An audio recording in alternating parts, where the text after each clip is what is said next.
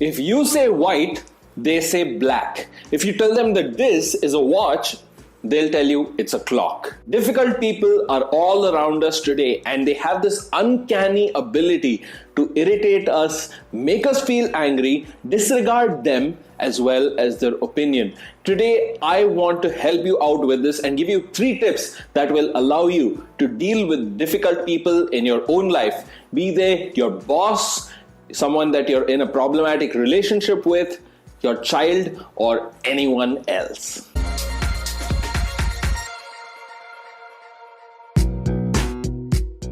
It may happen to be your boss who dumps a whole bunch of workload on your shoulders. It may be your spouse or your partner who doesn't really see what you are trying to say or really doesn't care for what you want. Or it may be a child that you are trying to get a message through to, but they do not listen to you.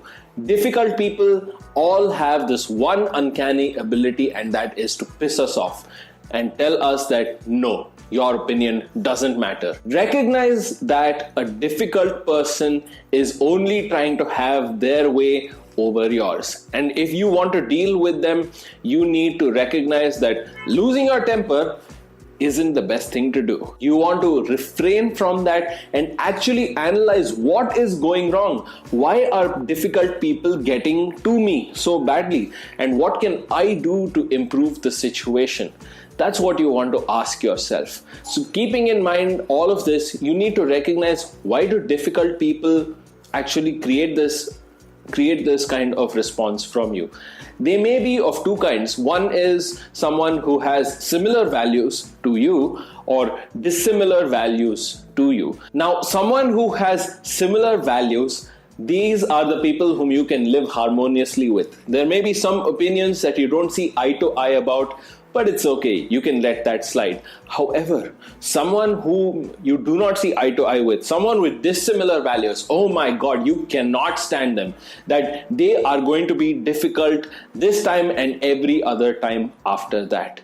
There is so much about this that is framing. Remember that the way we say things are so much more important than how we say. But in this case, this is important to consider. What you are saying matters as well.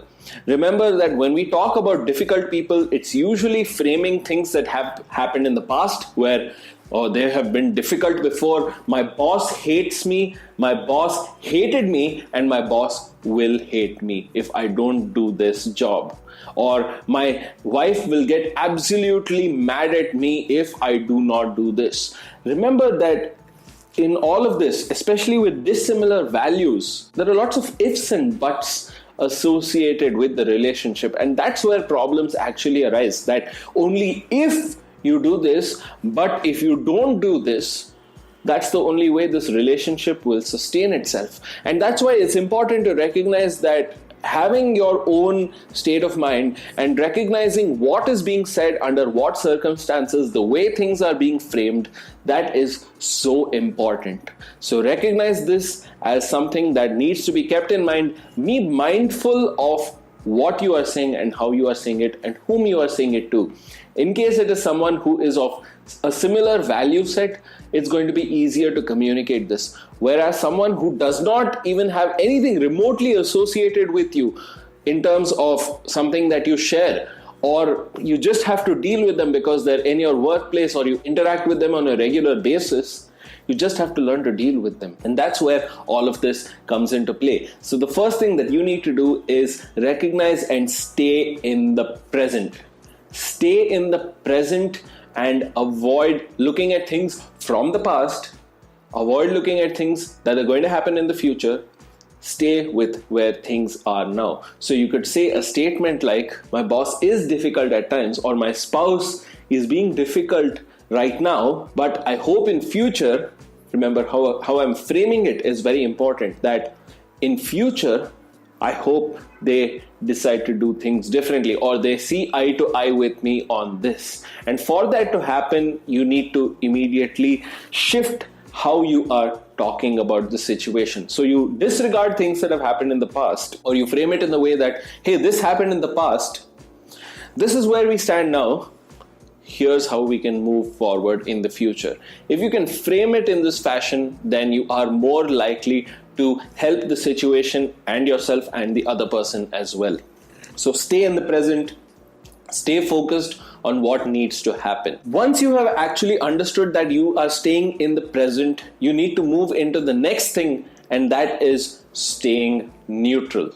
You need to stay neutral to the entire situation. You need to be a certain way so that you help the bigger goal or the bigger cause. Now, let's say you're in a company. Now, in the company, for example, you have a certain role or your boss has a certain role. Now, you need to either feed their ego and tell them, hey, I'm really proud of you that you did this. And I wish you could talk to me in a better fashion or something like that, where you can actually get your work done. This is a more practical way of approaching it, and stroking their ego usually helps. I wouldn't recommend this every single time because it always puts you beneath them, but whenever required, I would say stroke their ego and see how it works for you. So even if you want to get a favor from them, this can work in a relationship. Get something done from a child, have them listen to you. This works really well. So something like a bribe in this fashion works really well. So see how you can bribe them, but bribe them ethically. Having said that, if you want to stay neutral, remember that difficult people, you don't want to call them difficult people, but what you want to call them is difficult in certain situations. See how I'm framing it. I'm framing it not about the person, but I'm framing it to the situation that, hey, my boss is difficult at times, or my spouse is difficult at times, but she can be a really nice person sometimes.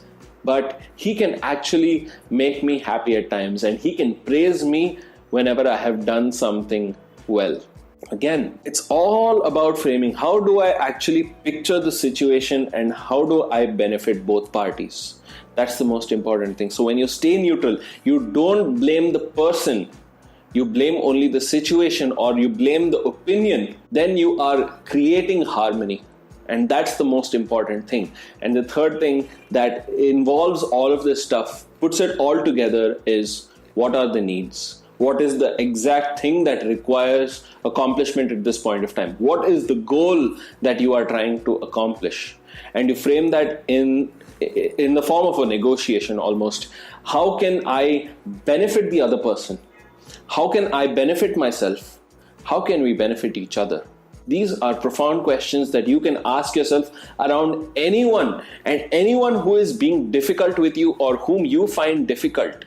If you can frame it in this fashion that, you know what, you want something, you have a certain opinion, I want something, I have a certain opinion. How can we benefit each other? How can we actually see eye to eye on certain things? And how can we get the job done? How can we work towards a common goal? Often we are caught up with different difficult people in our lives, and we often just have to learn to deal with them.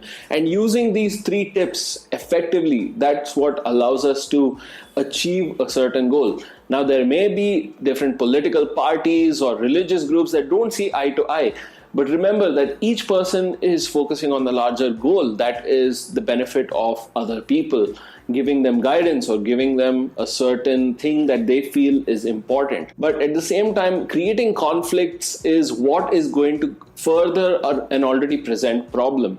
So if you are dealing with any of these, you want to be that harmonizer, you want to create that balance that allows people to see the bigger picture and actually work past their differences. That's the most important thing. So if you are struggling with a difficult person, just remember to be mindful. Stay in the present whenever you are actually dealing with a difficult person. Frame it according to the situation. Don't call them difficult people. Call them difficult in a particular situation. And the last thing is, what is the larger goal that needs to be accomplished? And how can we negotiate through this particular impasse? That's the most important thing. So how do you put all of this together? Use all of these 3 tips. That's what you need to do. All of this and more. Remember, on this channel, we are dedicated to making you the best version of yourself and having you perform like a champion in every single area of your life. If you want to actually grow further and learn about other kinds of people that you need to interact with, then hit the I button, go down to the description box below and check out the entire playlist that I have made for you on how to deal with different kinds of people. Remember, people buy from people, and if you are dealing with someone difficult in your life, someone that you have to interact with, or any other kind of person, you need people skills, and I want to give you that for free. All you have to do is just watch this entire playlist, and I promise you it will make you a master communicator. That's my gift for you. If you're looking for this and more on this channel, I am dedicated to making that happen for you. Hit the subscribe button, turn on bell notifications, and of course, hit the thumbs up button and check out all of the content that I have made for you. This is Vikram signing off, asking you to follow me on all the different social media platforms so that you stay updated with my work, and I will see you in the next session.